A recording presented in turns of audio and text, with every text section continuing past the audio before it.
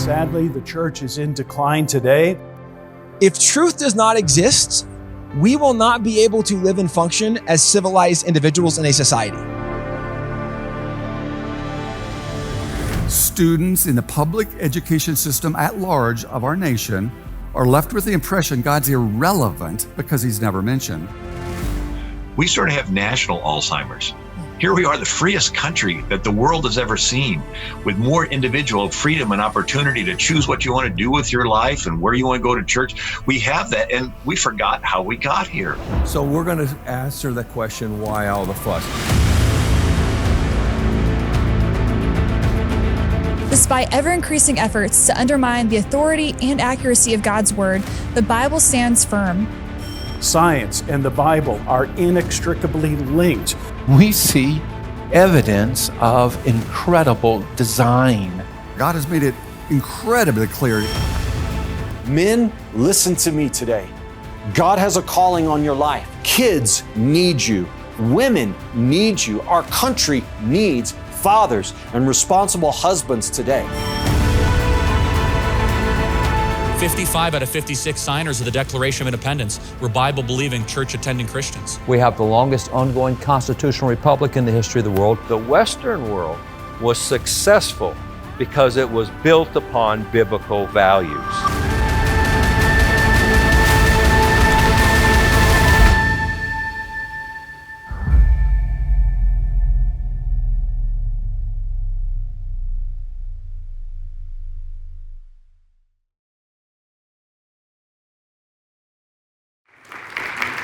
Thank you so much.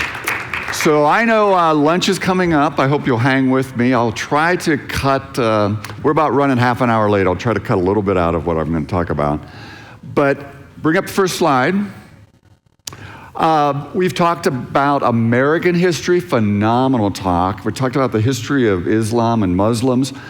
We're not going to talk about all of human history in the next 40 minutes or so. And you'll notice the subtitle, Made in God's Image. Now, the Hebrew language is interesting. They typically don't say something's really important by saying, this matters, it's really important, listen to this. Emphasis is by repeating something repeatedly. You know, Jesus was always saying, truly, truly, I tell you something. It's the repeating. And if it's really, really important, you'll see it 3 times. Holy, holy, holy is the Lord God Almighty. But I think there's only one place I've found where something is repeated 4 times in essentially the same little clause, same essential sentence. And it's in the very first chapter of the Bible, where it says 4 times that we're made in God's image. Genesis 1:26, and God said, let us make man in our image, after our likeness, jumping down to the finish of the sentence. Verse 27, so God made man in his own image, in the image of God he created him, male and female. This is really, really, really important. If Satan can destroy the belief in that concept, he wins it all. And everything changes in our attitude and our treatment of others and our behavior and our values. Because now everybody around us is no longer has the imprint of God. They're just some other biological organism. Now, that's what I'm going to talk about, are the cultures of humanity. I'm going to come at this knowing we've been made in God's image in a different way than just the genetics and the scientific facts. We're going to look at cultures. When I go and speak in churches, and I'll talk about this when did creation happen issue, because the Bible is crystal clear when we were made. And it was not millions of years ago, it was literally thousands of years ago. And it's a scientific fact, and it's a biblical fact. Christians kind of understand that in a way, even though they're trained to think different. But they're really confused about, what about the Native Americans that came into North America over 12,000 years ago? What about the ancient Chinese, where their history of the Chinese culture goes back 15,000, and the Egyptians that were starting to build pyramids 12,000 years ago? How does all that fit into a biblical history? So that's what I'm going to walk you through in the next 40 minutes. Now, this is all of history. The world's viewpoint of anthropology and ancient cultures is totally opposed. It's a history revisionism of what God has revealed and told to us. There was a literal creation of everything, the entire universe, in a matter of days, a supernatural act about 6,000 years ago. If you read the Bible to mean what it says, it's what it's telling us. Death has not always been around. It's because of our actions, God brought death into this planet. There has been a world restructuring, total global flood, enough water in the oceans of the world that if it's shoved up out of the ocean basins and over the continents, the entire globe would be covered with 8,000 feet of water. Plenty of water to have flooded the earth, and it flowed back into the oceans after the flood ended and the ocean basin sank. But what we're going to talk about now is what about the cultures? How do you fit every human culture into a time frame of only about 4,300 years, which is when God said all of the cultures of the world restarted as people spread out from Babel. So we're going to look at that. Now, thinking about all of humanity's history, there are two viewpoints. The most prevalent one, the one that's being believed by probably in the 70 to 80% of every person walking around in America, including our churches filled with Christians, is the first one, that we came from some sort of an ape-like creature. Now, that was talked about by Dr. Tompkins yesterday. There's all sorts of genetic proof that that's not true, but it's not shown to the students. But that comes with implications. You see, if we came from some sort of an ape-like creature, the further back we go in time, the less intelligence we should see and find in human cultures. There should be less building abilities as we go back and look at archaeological finds. There should be less developed languages, grunts and screeches turning into developed languages. There should be less social structures as people did not yet know how to live together. They were just animals. There should be less inventiveness. So by really looking at what do we find in the most early developed cultures is going to reveal the truth of this. Now, it's not just what's in the museums and what's in the textbooks and what's all over the internet that's impacting generations of thinking. The most powerful medium is actually movies and stories. Jesus taught truth with visual picture stories because it affects us on a much deeper level than just a bunch of facts. Now, I went and looked this up because I was curious. What is the most influential, impactful science fiction film ever made in the history of cinema? And they polled all the critics, and because I'm short on time, I usually do a lot of interaction, but I'll ask audiences this, and they'll shout out answers like, oh, it must have been like Star Wars, or a lot of times I'll get people saying, anybody remember this? The Planet of the Apes with Charleston Heston. We've heard about him already once. Or, you know, the Star Trek series or something else. People seldom get the right answer from the people who really know cinema. The one they say is the most impactful science fiction film ever made that really impacted the thinking and attitudes of our culture was 2001, A Space Odyssey. Now that was in the early 1970s, based on a blockbuster, widely read science fiction book. But why? Because it took this concept of where did humanity come from and where's humanity heading, and it built a really exciting adventure. Now the first 10 minutes of this movie, there was no human speech. It was just a bunch of monkeys and apes running around and screaming and screeching and throwing sticks at one another and just sleeping together and yelling and just kind of moving around. And then you reach the pinnacle moment of the early part of the movie, and I want to show you what happens next. Okay, so here's 2001, A Space Odyssey, making a monkey out of man. So here's great-great-great-great-great-great-great-great-great-great-grandpa. And he's in this bone pile. Hear the music, The suspense is building. And he finds a bone. And he says, what am I going to do with this bone? And Grandpa uses it to hit another bone. Whoa, that bone flipped up in the air. He thinks, wow, what happens if I hit the skull? Oh, the skull smashed. And Grandpa gets an original thought. Maybe I could use this bone as a tool. And with the tool, I could hit other animals and they would die. And then I could eat the animals. And then I'd have more food. And at that moment, the bone flies up in the air. We fast forward 20,000 years, and we see man in a spaceship heading toward Saturn or Jupiter. Now, it's got emotion, it's got suspense, it's got music, it hits you on an emotional level.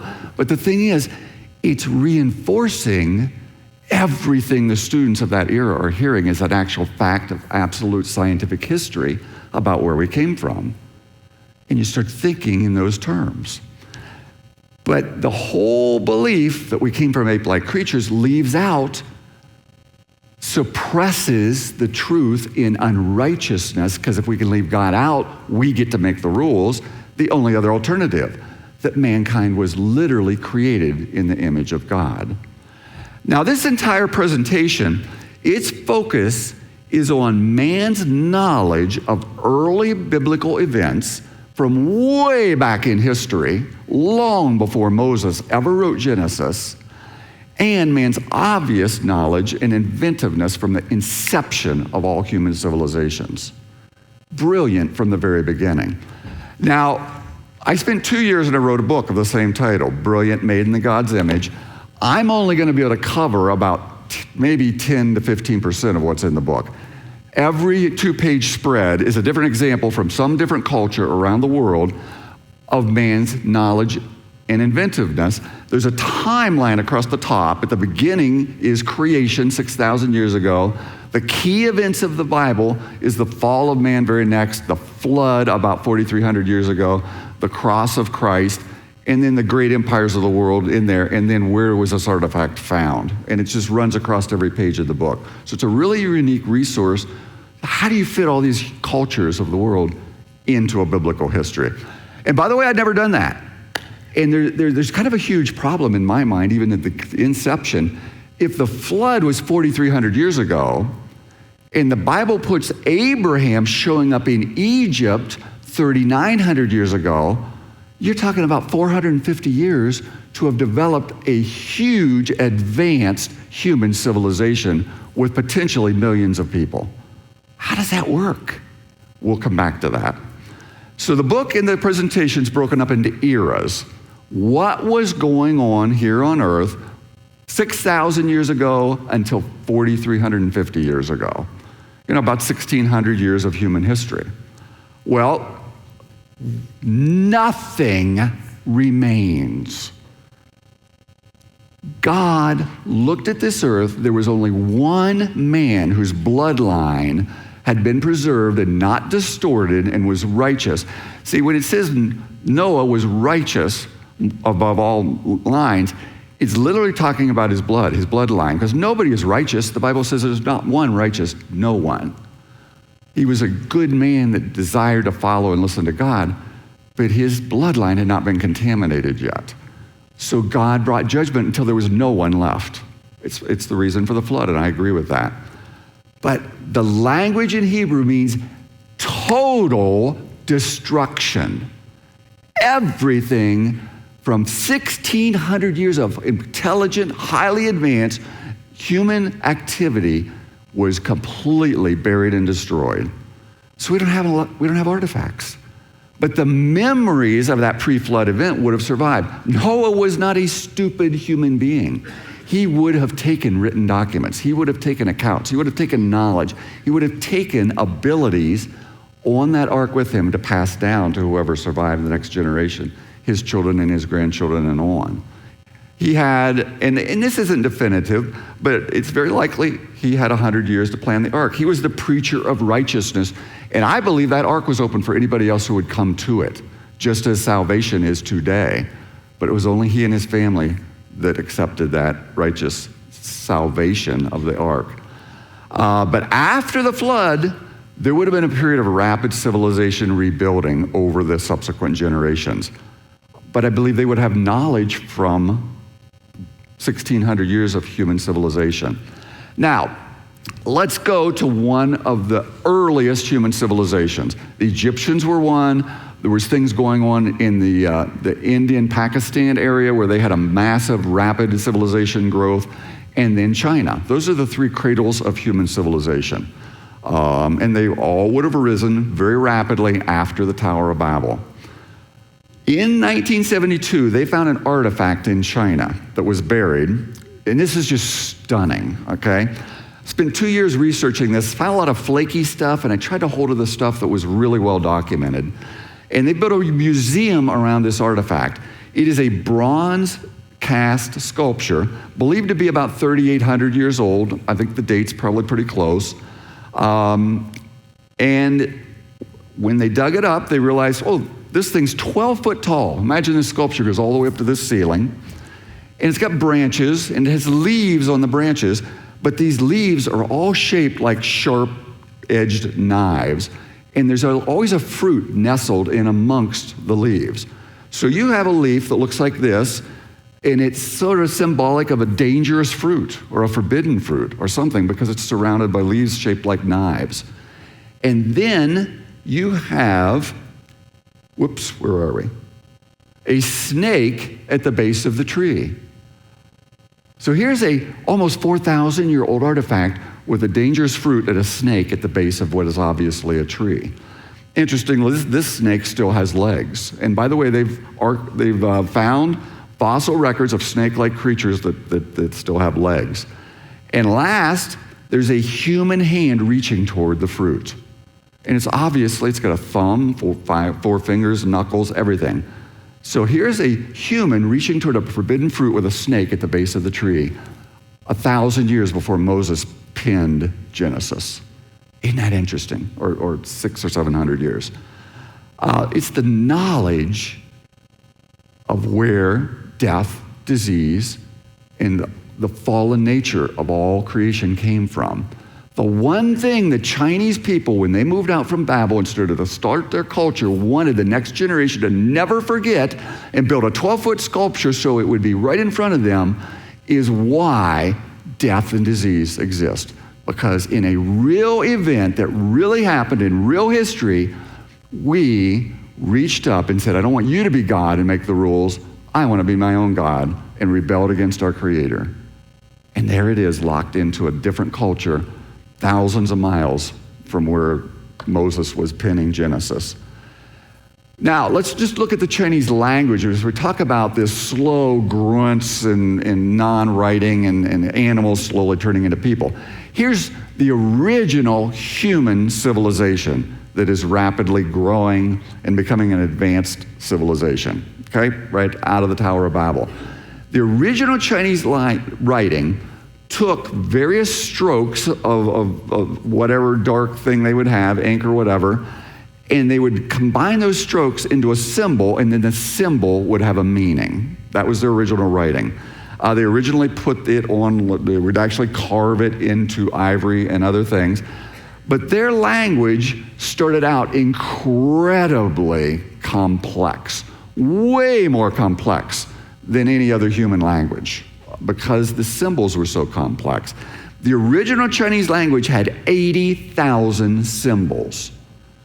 Now imagine singing the bedtime alphabet song to your children at night when we have 26 letters, but you have 80,000.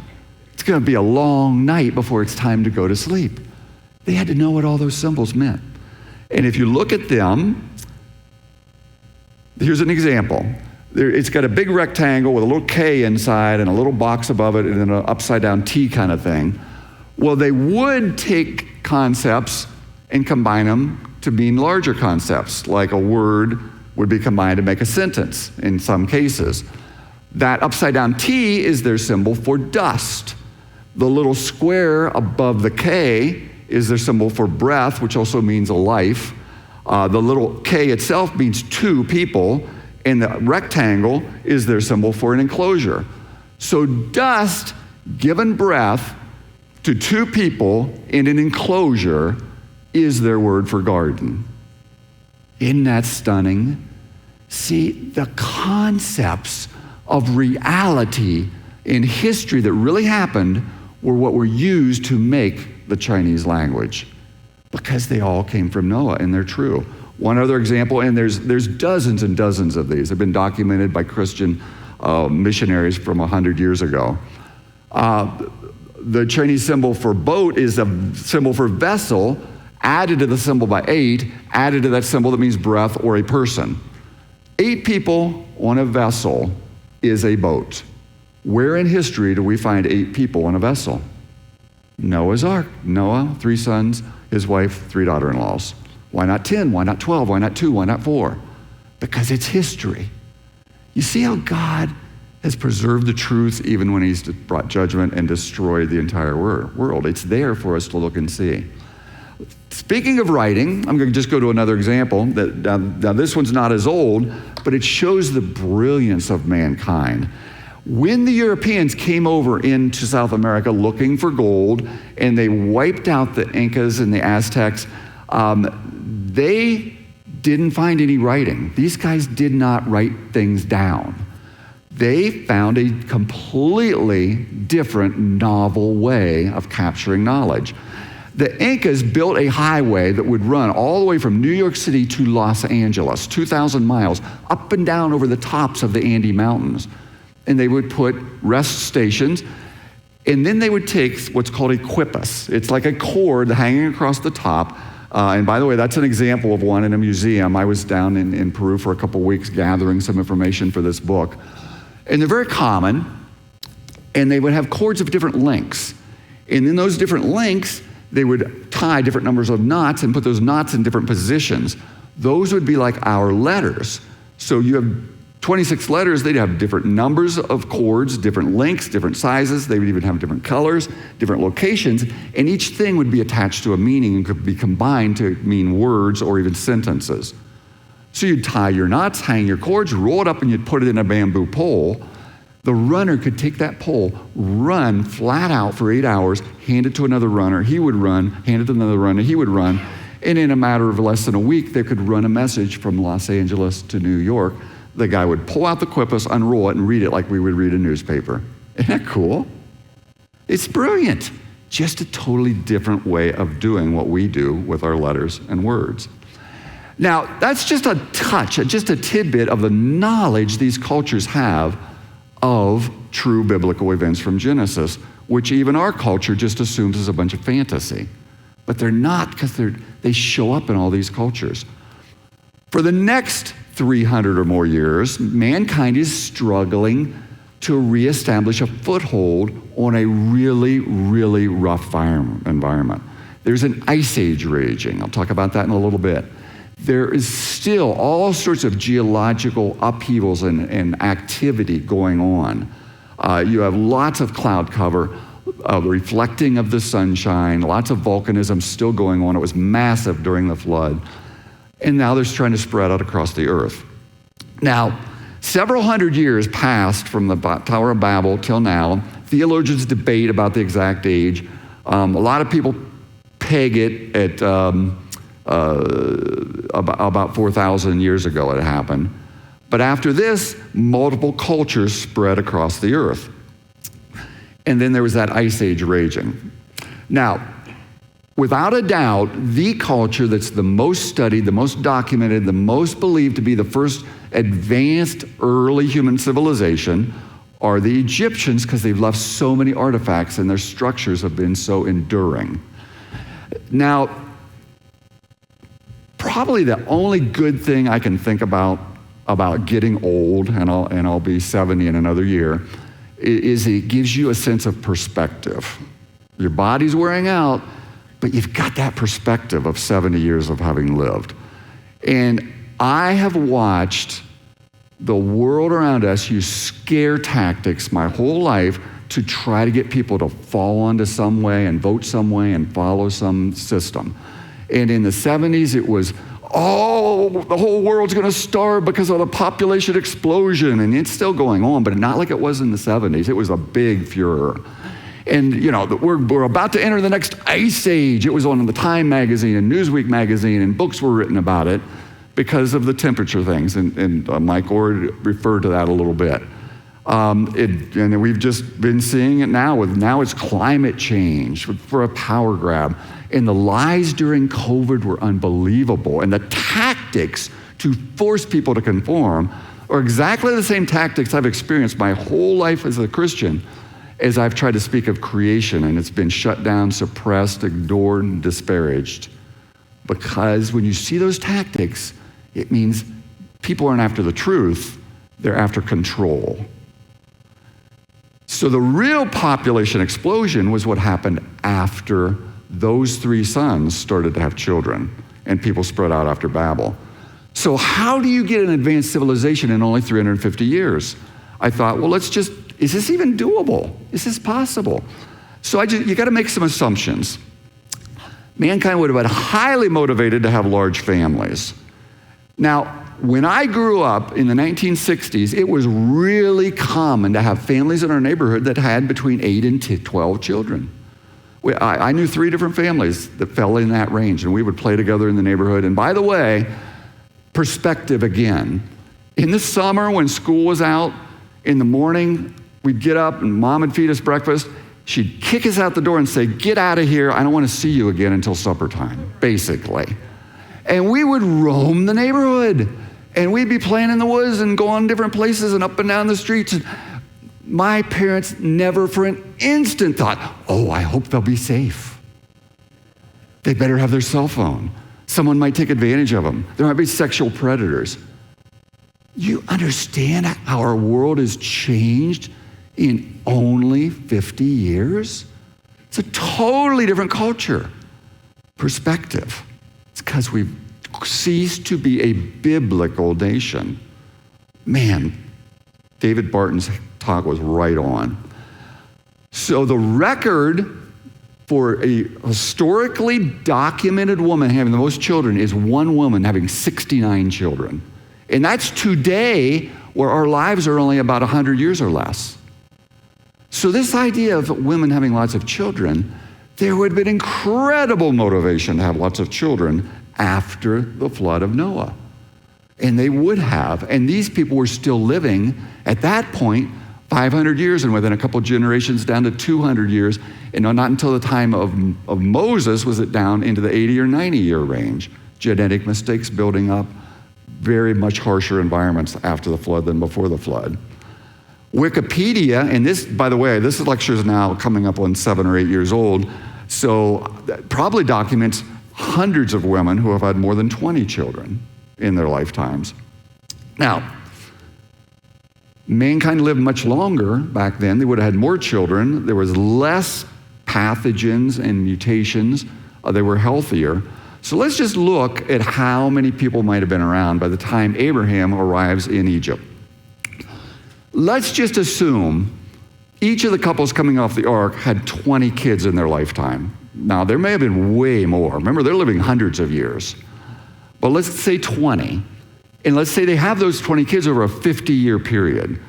So honestly, these numbers are conservative because those kids would start having kids a lot sooner than 50 years. But let's say 50 years later, each of those kids start having kids. So now you have, after 50 years after the ark lands, there's 68 people on the planet instead of the original 8. They're going to pair up. Remember, there's not as many genetic mistakes. Close relatives getting married is not an issue yet. And by the way, almost all ancient cultures talk about the marriage of priests and kings and royalty of brothers and sisters. Abraham was married to his half-sister. No record of genetic issues. Today, if brothers and sisters get married and have children, guaranteed to have enormous problems because of all the mistakes that build up. It's another example of how we can know mankind has not been around for tens of thousands of years because our genetics have deteriorated so much in only a biblical time frame that we went from being able to marry brothers and sisters with no issue to you can't do it today. And God knew that, and that's why he instituted the laws with Moses. So After 100 years, you've paired up the 60. They each have 20 kids. Now you have 600 people. 150 years, which is 300 couples, you're going to have 3,000 couples. 200 years, you're going to have 3,000 couples, or 66,000 people. Let's just throw the Tower of Babel right there. The Bible lists 70 different language groups. It's not definitive, but let's say there were 70 groups of people that went out from Tower of Babel, some up toward Europe, some into Africa, some over into Asia, some across the Bering Straits into America eventually, and so on. Each of those 30,000 couples, you divide it by 70, that's about 400 couples. So 400 people moved down to Egypt with their language, okay? That's would have been 4,150. 4,100 years ago, they each have 20 kids. Now you have 4,000 couples. 4,500 years ago, you have 42,000 couples in Egypt. 4,000 years ago, you have 400,000 couples in Egypt. 3950, by the time Abraham shows up, there could have been 42 million people living in Egypt. You have no problem at all explaining an advanced civilization with knowledge they had brought from the ark and brought back into their country. And by the way, the countries with the most advanced knowledge are the ones that are going to succeed the greatest. Those who didn't have that knowledge from before the flood, they're going to be eking out an existence just trying to figure out how to survive. So you're going to have an enormous disparity between countries highly advanced and people that are hardly even being able to survive. Now, archaeologists are trained. It is their paradigm. It is their brainwashing to place all of human civilization into eras. The Stone Age, where we were really close to apes, followed eventually by the Bronze Age, where we start to use tools more and be able to use metal, followed by the Iron Age, where we're much more advanced and be able to make machines, followed by the Modern Age. So whatever they find archaeologically, they're trained to stick it into one of those eras. And they're going to find a dating method that fits with their preconceptions of where it should be. And it's going to find its way into the textbooks. And generation after generation, it's going to be pounded into them to believe it even more firmly. And that's what's going on all around us. Doesn't mean it's true, it's all an interpretation. Let's look at Egypt. Okay, here's the earliest human civilization. Widely advanced civilization, not just evidence of a few people living together, gathering things up in order to survive. They built these pyramids. We're going to look at the Great Pyramid of Giza. It has 5 billion pounds of limestone. They're like big blocks that are like 6 foot by 4 foot by 4 foot. And they're all stacked up, 2.3 million blocks. Now, we pretty much historically know that construction started when a certain young man became pharaoh, and he lived 20 years and then he died and he was buried in that tomb. So almost all the Egyptologists acknowledge this thing took about 20 years to build. If you divide, okay, and by the way, the stones, many of them came from 500 miles away. So they had to transport these blocks 500 miles, completed in 20 years. If you take 2.3 million blocks and you divide by 365 days a year, divided by 20 years, divided by 24 hours a day, divided by 60 minutes per hour, it turns out they had to lay one of those blocks every 5 minutes, 24 hours a day. Think about that. To account for 2.3 million blocks. Every 5 minutes, they're plopping a stone in place. I'm not sure we could do that today with our modern technology. We have no idea how they did that. It's still debated widely among everybody. Now, I didn't realize this, but they covered that pyramid with capstones. Now, these things are 12 foot long, and they're notched underneath in a stair-step pattern, so they covered the whole surface with a gleaming white look, and you could see it from about 26 miles away until it dropped out of view in the curvature of the earth. A gleaming pyramid in the distance covered with these capstones. Now, over the centuries, they've been stolen and used all over Cairo. A scientist back in the 1800s found as many of them as he could, measured them. They were all cut plus or minus 1/16 of an inch to fit in place on that pyramid. And remember, the stair-step pattern didn't match. They wouldn't have fit correctly. They had to level a 14-acre base so that it did not vary more than 0.001 inch per square foot. That's 1 mil. We send metal plates to a computer-driven, CNC-driven machine shop in order to flatten out a surface that smooth using all of our knowledge and electronic equipment. They had to have had surveying equipment. Because if you have these ups and downs, the blocks don't line up. You ever been a kid trying to build a block tower on an uneven surface? It doesn't work. Now here's the one that blows me away. The Great Pyramid is exactly 1/3 of the way from the equator to the North Pole. It's a really important position on the Earth. The only way you could know that is if you know the exact diameter of the Earth. These guys knew exactly how big the globe is, and they aligned it within 2% of a single degree on the compass to the magnetic field of the Earth. Now, in 1859, we built the Greenwich Observatory. This is the height of the scientific revolution, the Industrial Revolution. We're building this observatory in Greenwich, England, and we tried to align that observatory exactly with the Earth's magnetic field. With all of our modern technology, we came within 6% of a single degree. At the beginning of human civilization, they were able to do something better than we could do it almost 4,000 years later. Who's the smarter? These guys were brilliant at the start of human inception. Now, at the same time, we're looking at the Chinese civilization. We are finding bones that were buried, during the Ice Age. So they're acknowledged to be, they're assumed to be 20 to 30,000 years old, of Neanderthals. Now, here's what's going on. In the early 1800s, we are building skyscrapers in New York City and Chicago with all sorts of advanced construction techniques and human ability. At the same time, we have tens of millions of people roaming around in the plains of America, the Native Americans, living in tents as nomads. Advanced civilization, rudimentary civilizations, side by side in time, in the same general area in a continent. That's what's happening here. You see, the people who didn't have knowledge from the flood, a few generations removed from the original people coming off the ark, they're trying to survive. And because they have a different human appearance, there's always going to be prejudice. They're probably pushed to the fringes of human civilization, living in the most undesirable areas near the Ice Age in France or Germany or those areas, trying to eke out a living. But it is now acknowledged these guys are 100% human. They're not apes getting ready to turn into humans. We've now found out that they cared for the elderly. They didn't have to do that.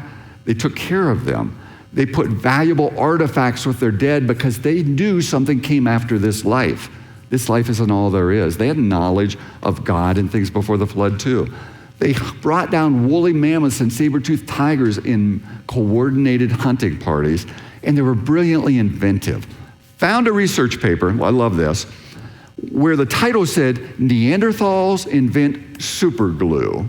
I thought, well, this is curious. And by the way, we've now shown they sew, they had a language, they communicated with each other. They're just human beings trying to survive.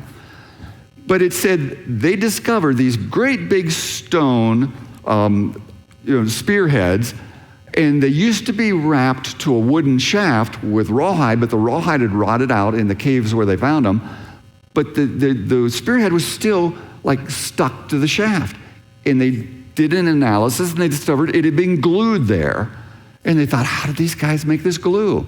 So they did a chemical analysis and they discovered it was a certain kind of tree resin, but the resin's it's not gonna glue a spearhead. They realized you have to heat it to an exact temperature. It's like within a range of 550 to 650 degrees Fahrenheit.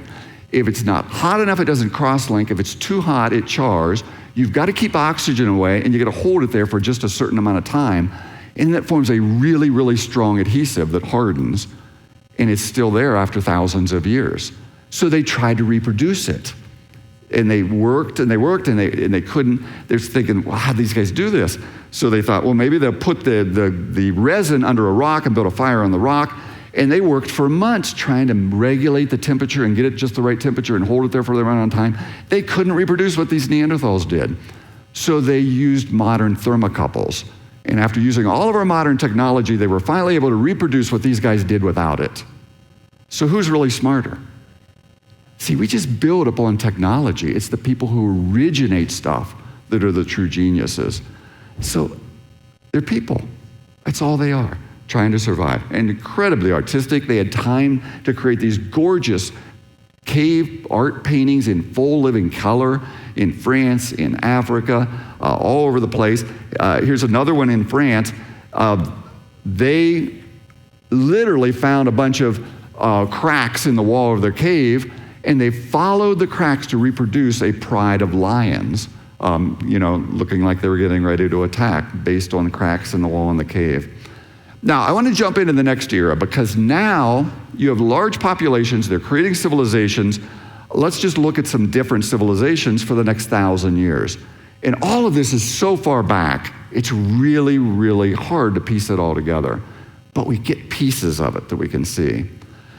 We are now going through a period of massive building projects and massive advancements in language, buildings, and cultures. The Ice Age is coming to an end. Now, Mike's an expert on this more than me, but I think I've read from his stuff that it's believed it ranged from anywhere from maybe 600 to 800 years before it completely petered out. Yet all this ice building up that took hundreds and hundreds of years, and then as the evaporation from the ocean slowed, the skies cleared, less sun is reflected, those ice sheets start melting back down. So that's what's going on all around us. This first artifact is another just stunning thing that's been found and has never been refuted. They found a map that shows a coastline with a bunch of little notes down at the bottom. You see those over there near the bottom. It's like right over here are the notes, and this is a coastline. Here's the coastline, and here are the notes. Now, it's called the Pyrese map. Now, I believe this map goes back about 3,800 years because it's the only logical explanation for why it exists. It was actually discovered and compiled in 1513, so it's a very old artifact. A possible source from it is the Library of Alexandria. And by the way, the filtering of modern media has just hit me again. Don't trust Google. Don't trust what it has to say. Don't trust AI engines. I had read and been told that the Library of Alexandria disappeared because of a fire, and that's all that's said. I didn't realize the books disappeared because the Muslims burnt them all. It wasn't just a fire, it was a planned bonfire that destroyed 1 million ancient manuscripts. And all that's been filtered because you don't want to look, the Muslim religion look bad. So it's just purged from the information that you gather. This map shows an accurate extent of Antarctica's shoreline when it's not covered by ice. Now, every textbook will tell us, by the way, I'll come back to that. The notes say, down here in the notes, that this region has a warm climate. Well, what's going on there? How do you have a warm climate in Antarctica when this map was drawn? Now, we don't know how old the map is. It probably came from the Library of Alexandria. It ended up in the hands of a Turkish admiral, and in 1513, it was found, probably protected in monasteries, and showed up in the later 1900s. Well, here's what Antarctica looks like now. There are ice sheets as much as 1 mile thick that extend 20 miles out into the ocean past the coastline. Now, we are told, hang on, I don't have this note, but we're told the ice age that covered the earth started about 200,000 years ago and ended about 10,000 years ago, and it's taught as a fact of science. That means no human being has ever seen the coastline of Antarctica, if that's true. It's irrefutable. If it's been covered with ice for 200,000 years, nobody's seen that coastline. But here's a map of the coastline.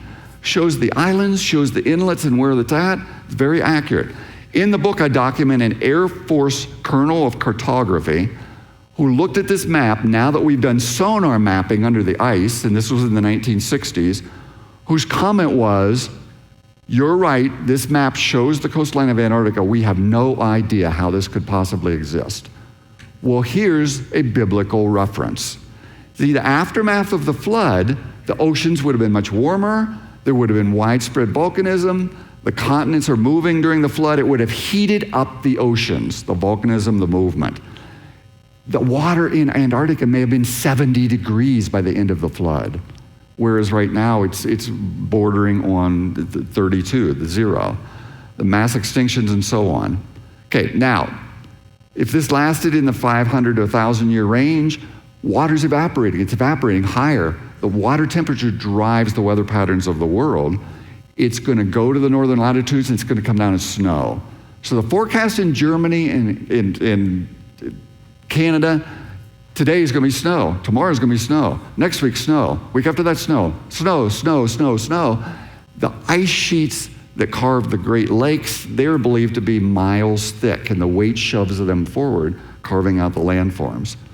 Cloudy skies, centuries of snow, until those oceans started to cool, evaporation drops off, less cloud cover, and the ice sheets start to melt. But it would have taken hundreds of years because water contains so much heat. It's got a huge heat capacity to hold heat.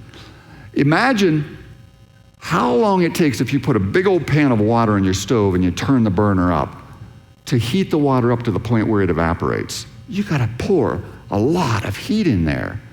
Well, all that heat has to be removed to cool the water back down, and it's removed by the evaporation. Okay? And that's why the Ice Age lasted so long. This is a picture of what's believed to be the extent of the ice during the Ice Age. Now you'll notice the areas up here were never covered by ice. This is the Baltic Sea, okay? And they were never covered by ice. Right around the ocean coastlines, it's never covered by ice sheets. That's because while the ice is forming inland, the coastline's next to the warm ocean. You have a little microclimate that was protecting it. Now, did these ice sheets take hundreds of thousands of years to form? Here's an example. I found this, and I've used it in all my books, and Answers in Genesis Museum has a whole room display of this. It's probably my one thing that I can kind of contribute to the research of the creation community. I noticed Newsweek had this cover story magazine back in the late 1980s where they talked about the lost squadron in World War II. They'd lost an entire squadron of Lightning P-38s that were flying over to Europe in 1945 near the end of the war. They hit a snowstorm and they were forced to land on a glacier in Greenland. Now there was a military base close enough by that they could abandon the planes and get there, but the planes were just abandoned. So they sat there from 1945 until the late 1970s when a couple businessmen from Tennessee who were avid World War II aficionados, they thought, we'll just go dust the snow off those wings and fly those airplanes home. Okay, that's a quote from the magazine article. Except it took 10 years and they spent millions of dollars and they finally were able to remove one plane a piece at a time because it was buried under 250 foot of ice. Now, think about that. It takes 10 feet of snow to compact to create 1 foot of ice. So just from 1945 to 1975, 30 years, when we're not in the middle of an ice age, we formed 250 foot of ice in that area of Greenland. There's no way it takes hundreds of thousands of years to form enormous ice sheets. And we see it right there in that example. They had to drill way down, melt out a huge chamber and bring the plane out a piece at a time, way underneath that ice. Now, ancient Peru, huge building projects. They have these stone walls at Sacsayhuaman in Peru that are enormous blocks of rock carved like we carve our puzzle pieces. Now, we don't know how they carved them. We don't know how they got them over the mountains because they had to carry these structures way up over the top of a hill and back down to get them to where they're at from where they quarried them. And they fit so tight you can't even begin to put a credit card between any of the cracks. You can't even get a piece of paper back through most of these cracks. They're so perfectly pieced together. Some of the bigger ones weigh 400,000 pounds. They would crush rollers if you tried to roll them. And they're of an unknown origin of who built them. Now, the Aztecs built on top of these ancient ruins. All these archaeologists, they know the Aztecs didn't build them. These are the beginning of human civilization. They're doing this stuff that we've never figured out how to do. Look at the size of these stones compared to people. Moving them dozens of miles away in order to place them there in that foundation. One of the earliest human civilizations that made it across the ocean. And they had this incredible medical knowledge. Now, people do weird things. They still do it. They extend their necks in Africa. They pull huge holes in their ears and put tattoos all over their bodies. Well, the Peruvians decided it would be pretty cool to have cone-shaped heads. So they would do this to their priests and their royalty. And it's even debated. I was told they did it by, they take a baby as their skull hasn't yet fused together, and they would put boards on it, and they keep cranking them down to force the skull to be pushed forward. And it's even debated whether this is how they did it or not, but let's just go with that. And you can see that elongated skull that they would build. So they would elongate the skulls, and they would do brain surgery. Now, this is also irrefutable because we've found dozens, if not hundreds, of these skulls.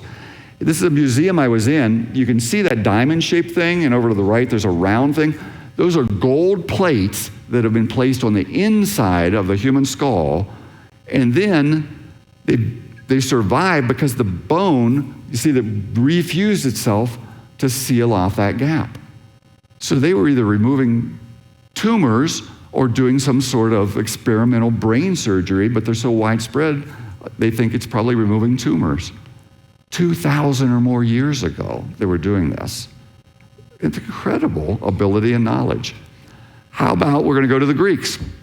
There is an artifact that's kind of like the golden poster child treasure of ancient Greece.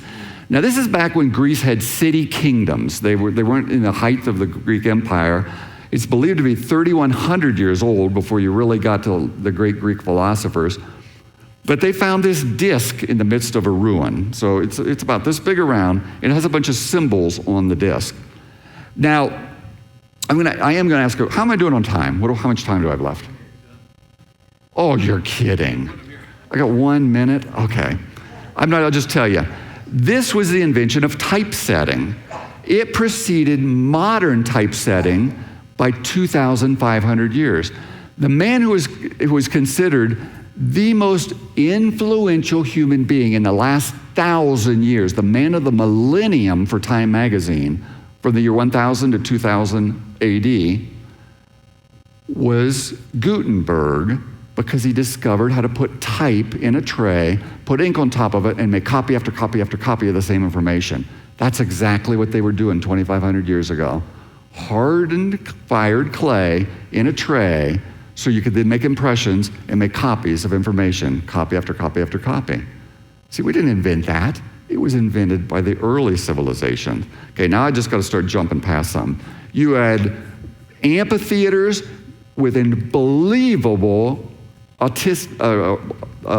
acoustics, way beyond modern auditoriums of today, where they factored in the spacing of the seats, the size of the seats, the material that went around it in order to dampen rustling and human speech and accentuate what was ever being going on down below. It would accentuate human speech, dampen other noises. And you find these amphitheaters everywhere. They were making batteries in Iraq 2,200 years ago. Beyond dispute, had a cathode, an anode, an electrolyte inside to produce electric current 2,200 years ago. Incredibly smart civilizations. They found in the Mediterranean a bunch of encrusted gears made out of bronze. Turned out it was found in 1901, had 82 fragments. They threw it on a shelf, and it sat there until 1971, where they started a research project in Canada. They spent, let me see if I got some notes. They spent until 2006, so 71, 81, 91, 25 years studying this thing. The report came out, and you'll notice they say this thing is so remarkable, It's more valuable than the Mona Lisa. What they discovered had been built over 2,000 years ago. And this is what they figured out. When they built a reproduction of what was inside and all the gears and how they lined up, they realized there had to be a handle on one side and 2 dials with a bunch of numbers on the other side. One of those dials, you could align a pointer to a date. So you could pick a date 10 years ago, 50 years ago, and on a certain day of the month, or someday in the future, 5 years in the future on April 2nd. And then on the other dial had a bunch of concentric rings, and the pointer would go through it, and it would tell you the position in the sky of Mercury, Mars, Venus, Saturn, and Jupiter, the 5 visible planets. Anybody think they could build that?